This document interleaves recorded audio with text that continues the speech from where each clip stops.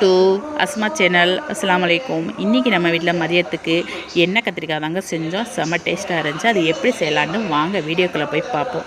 அதுக்கு வந்து நான் 1/2 கிலோ கத்திரிக்காய் எடுத்துருந்தேன், 2 தக்காளி பழம், 2 பச்சை மிளகா, ஒரு 10 வெள்ளைப்பூடு, ஒரு துண்டு இஞ்சி, ஒரு எலுமிச்சை சைஸ் புளிங்க, கொஞ்சமாக வந்து தேங்காய்ங்க.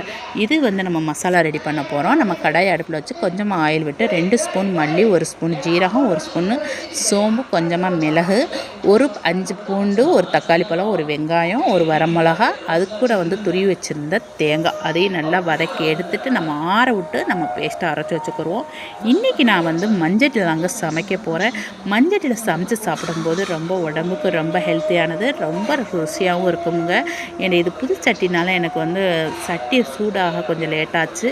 சூடாகவும் கொஞ்சமாக ஆயில் விட்டு 1 ஸ்பூன் வந்து கடுகு பருப்பு போட்டு, அது கூட கொஞ்சமாக வந்து வெந்தயம் போட்டு, ஒரு வெங்காயம், ஒரு தக்காளி பழம் அதையும் வதக்கி விட்டு, கொஞ்சமாக வந்து ஒரு 5 காணு வெள்ளைப்பூடு, அது கூட வந்து ஒரு கொத்து கருவேப்பிலை, பச்சை மிளகா அதையும் போட்டு நம்ம வந்து வச்சுருந்த கத்திரிக்காயும் போட்டு நல்லா வதக்கி எடுத்துட்டு, அது கூட 1 ஸ்பூன் வந்து மஞ்சத்தூள், 1 ஸ்பூன் வந்து மிளகாய்த்தூள் அதையும் நல்லா வதக்கி எடுத்துகிட்டு, நம்ம கரைச்சி வச்சுருந்த புளி அதையும் நல்லா ஊற்றி நல்லா நம்மளுக்கு கொதி வந்தோடனே நம்ம அரைச்சி வச்சுருந்த பேஸ்ட்டு எல்லாம் நம்ம ரெடி பண்ணி அரைச்சி வச்சுருந்தோம்னா அந்த பேஸ்ட்டையும் போட்டு நல்லா கொஞ்சமாக தண்ணியை ஊற்றி நல்லா இந்த அளவுக்கு நம்மளுக்கு கொதி வந்த அப்புறம் நம்மளுக்கு கொதிக்க அப்படியே அந்த சட்டிக்கு அதுக்கும் அப்படியே கிரேவி ஆனோன்னு பார்க்கையிலேயே நம்மளுக்கு எச்சி உரிச்சுங்க. அது கூட புதினா மல்லியை தூவி சாப்பிடும்போது செம்ம டேஸ்ட்டுங்க. பிடிச்சிருந்தா லைக் பண்ணுங்கள், ஷேர் பண்ணுங்கள், கமெண்ட் பண்ணுங்கள், சப்ஸ்கிரைப்